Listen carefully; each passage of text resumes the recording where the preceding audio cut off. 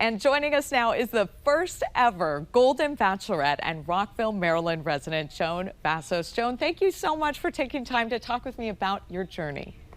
Oh my gosh, thank you so much for having me. Of course, this is so exciting. We've been following along. First, this is the Golden Series for people who may not know. So most of you have families, you have kids, you have grandkids. How did you see those existing relationships factor into the show? They certainly do because, you have this whole life that you've created. Like you've worked really, really hard to be at this position in life. We're in our 50s and 60s and 70s, and our families are really important. I mean, they're like the most important thing to me. And I wanted a person that, their family was the most important thing to them, which then makes it hard to figure out how to work a relationship. So those family, the family values and the fact that we all have families and, we actually have multi-generational responsibilities, even at this point in our lives. Like I have a mother and a mother-in-law who are still alive, and I have kids and I have grandchildren. So the family aspect of this journey is completely different and extremely important. It is so important. Did you find with that, Joan, that there's a higher level of emotional maturity, maybe less drama, because these contestants, they do seem very sweet and very endearing?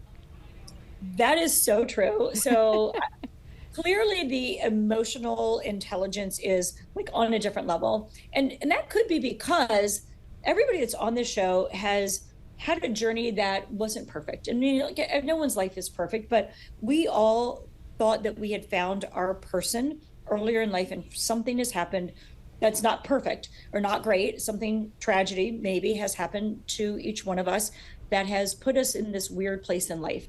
So not only do you have the emotional maturity of just having lived, but we also lived through something that was difficult. So I think all of us are at a different place than maybe even other people our age are at if you haven't experienced something like this. That is so true. Okay, Joan, this franchise is known for incredible date locations. They take you all over. For those watching in the DMV, can we expect any nods to home or maybe any places that people may recognize? So the thing about when you're the main person is like we don't do hometowns here. So I go to their hometowns. So the journey is a little different. If I had gotten a hometown like on Gary's season, so when I was one of the contestants, you would have come to Maryland. But since I am the main person, I go to their hometowns. So we don't actually ever end up in the DMV at all. So I'm sorry. No, and you are the best part. You are representing the DMV, so it's so exciting for folks to get to watch your journey. Since this is a first in a familiar franchise, Joan, what were some of the things that you chose to do differently in your journey? I think the biggest thing I chose to do differently was the fantasy suites. So fantasy suite, typically for people that maybe don't watch the show, is you have time that you're not on the camera. You don't have cameras in the room with you. And it's finally time, and it's pretty far along in your journey, and you finally get to connect with the last 3 people for my season and have conversations that you don't want to have on camera. And generally in the younger Bachelorette and even in the Golden series, you have the option of, you're behind closed doors, so you can do anything you want. And often there's a physical aspect to this part of the journey to get somebody to know somebody in that way. And I said from the very beginning, I didn't feel comfortable having a physical relationship with more than one person. So when it came to fantasy suites, I said, I'm taking that off the table. There's not going to be a bed in the room. I don't want that to be part of the intimacy, but I still wanted the emotional intimacy that you need to have. So I wanted to do fantasy suites. There's no bed in the room. It's about having those conversations you need to have off camera to see if you guys really are a good fit, because you're down to your last 3 at this point, and you really need to have conversations about what life would really look like if you kept going and going forward with this relationship. So fantasy suites are probably the biggest thing I changed. That is a big change. And Joan, on a personal note, you lost your husband of more than 30 years in 2021. How did you handle treasuring that love and those memories while moving forward with these new and also special connections? Yeah, and that was probably the hardest part, and the biggest part of the journey for me was figuring out how to honor John and for people to not think that I was less in love with him. I'm still very much in love with John. He was the biggest part of my life. I was with him for 32 years. We have 4 kids. Like, he will always be part of my heart. And I discovered, as I was starting to have feelings for other men, that became like a really sticking point for me. And it was actually, like we talked about it in the last episode, episode 3, where I came to the men finally. I said, you need to know about this about me, that I came here thinking I was 100% ready to do this, and now I'm discovering I'm really not, and I'm trying to figure out how to get through this John thing. And I finally did, after meeting with the show's psychiatrist. Actually, I mean, I really went that far because I was having a hard time processing it, and they said, you can have John in one hand, he's a balloon in this hand, you can hold on to this balloon, and you can still have somebody else in this hand. You can have both, and you don't have to let go of John to get somebody else, to have somebody else in your life. So, I was all about honoring John's memory, and that was almost a sticking point to that I couldn't continue on the journey until I learned that, like, you don't have to let go of that at all, that he can still be a big part of your heart and in your memory, and that is just who you are. And I just needed to tell the men that, and I did. Wow, there's so much learning, throughout this journey. What else did you learn about yourself as you pursued love?